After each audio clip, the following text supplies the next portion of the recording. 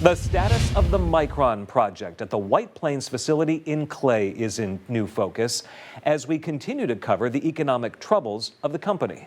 Today might reassure some Central New Yorkers about the plan moving forward. The I-Team's Mary Keeler is with the Live Eye in Clay to tell us more right now.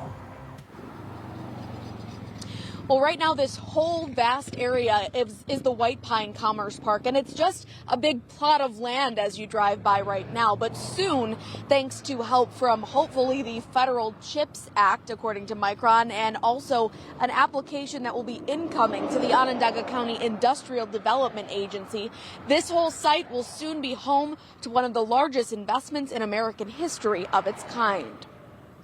Senate Majority Leader Chuck Schumer bringing together Micron Technology top execs and Central New York community stakeholders Monday.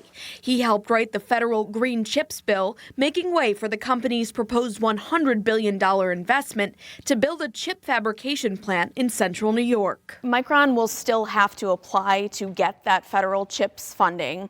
Can you give us any insight into what that application looks like, what those regulations are? We are working very closely. I have talked to the Secretary of Commerce, the Chief of Staff of the President, and the President countless times about this. And Micron's putting together a really strong application, and I'm very confident they're going to get what they need. Onondaga County Executive Ryan McMahon remaining positive about the timeline. My understanding is that their CHIPS funding application will likely be put in sometime in May. McMahon saying the federal funding comes first. Then Micron can apply for local tax breaks through the Onondaga County Industrial Development Agency or OSIDA. Is there any worry there that this application won't be as done and dusted as it seems? No, the regulations are the regulations now, so that's what every company is applying for. Certainly when you look at the fact that the regulations want you to have a community benefits agreement, they want to focus on sustainability related to the campus, they want diversity and inclusion, they want MWBE components in construction, they want a project labor agreement. These are all things that we've already done. McMahon saying he's looking ahead to June, where he says an important zoning vote related to this project is likely to happen. And coming up at 6, I go one-on-one with Micron's Vice President for Global Operations, and he takes my questions on the promise of the investment they plan to make in Central New York. Considered by many as one of the fastest growing sports. In January, Onondaga Community College held New York's first Women's Wrestling Invitational. Since then, local communities have continued the push to provide opportunities for girls to get involved in the sport. Samantha Croston and photojournalist Westbrook Shortell have the story. Arms are out, step, squat the log. It's not uncommon to see many generations of a family take to the sport of wrestling. Anna Cummings grew up in that tradition with a ringside seat. I grew up with 4 brothers. They all wrestled. I was dragged all over the place with them. All those weekends, Cummings watched and waited for her time to come. I wanted in. For her time to put a hold on the sport she grew to love. Anybody need to see it one more time? It's definitely made me physically and mentally stronger, and I've always had like a great community and people that have built around me and supported me. She admits it was a difficult environment for some women to wrestle in a predominantly male sport. Good job. I know that there's been a bunch of girls that have wanted to wrestle, but just finding that courage to step out on the mat is a lot easier when you're wrestling another female opponent versus stepping out against the guys. It's more welcoming. Fast forward to now. Keep doing what you're doing. You're working really hard in here.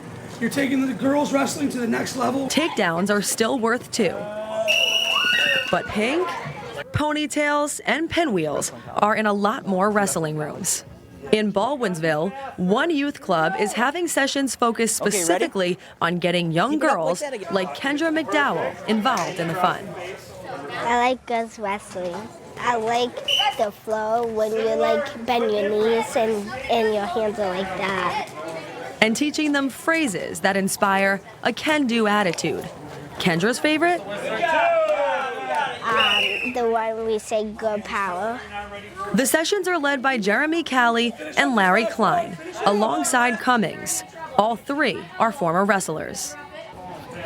I think sky's the limit. Now that Section 3 has sanctioned this, you're going to see schools and programs popping up. Competition's growing. We're excited to see some girls-only tournaments so they can compete against each other.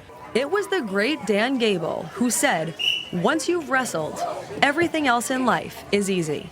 For Callie, the sessions are about introducing women to a sport that could change their lives. Later on in life, you notice wrestlers really pursuing life in a different way because of the lessons they learn on the mat, for sure.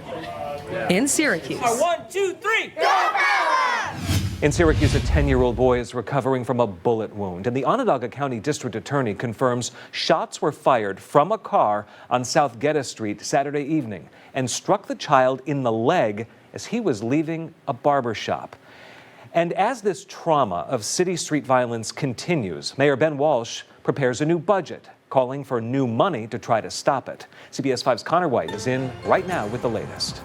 That 10-year-old is at least the 20th person shot this year, according to Syracuse police data. That's down from around 25 this time last year. Still, the mayor is promising what he calls unprecedented steps to ensure numbers continue to drop. George Washington says he was taking a break from work Saturday evening when he saw two people pull out guns and start firing towards a car on South Geddes Street. This guy that was on the back of a car over there, he said, get down, because they're shooting. I realized there was something bad about to happen when I heard the pop, pop, pop, pop, pop. Washington took cover, left unharmed. A 10-year-old boy wasn't as lucky. The Onondaga County District Attorney says the shooters hit him in the leg as he was leaving a barber shop. See that happen and know what's going to happen, it's bad news. That 10-year-old is at least the 20th person shot in Syracuse so far in 2023, according to Syracuse police. An 8-year-old nearby was injured by shards of glass. The DA says the kids weren't the intended targets, instead believing the shooters were trying to hit people in a car parked out in front of the store. It's insanity. Syracuse Mayor Ben Walsh is drawing similarities between this shooting and the murder of 11-year-old Brexiali Torres Ortiz in January. An 18- and 20-year-old are accused of shooting and killing her while she was bringing home milk from the store. We're doing everything in our power to stop this madness and stop this insanity and to protect the lives of everyone that lives in our community. Mayor Walsh says that there are key parts of his proposed $310 million budget for the upcoming fiscal year that can address violence. A 2% increase in the police budget, ensuring the gun violence task force can continue. Plus funding to extend parks and community service program hours to give kids a safe place to be. These investments are unprecedented, as they should be, because our challenges are significant. Outside the operational budget, Mayor Walsh is also pointing to around $2 million federal dollars going towards violence prevention programs. The first is a DOJ grant of up to $1.4 million to support violence intervention. Plus, there's $1 million for the proposed Safe Streets program, now in front of the Common Council for a vote from ARPA funds.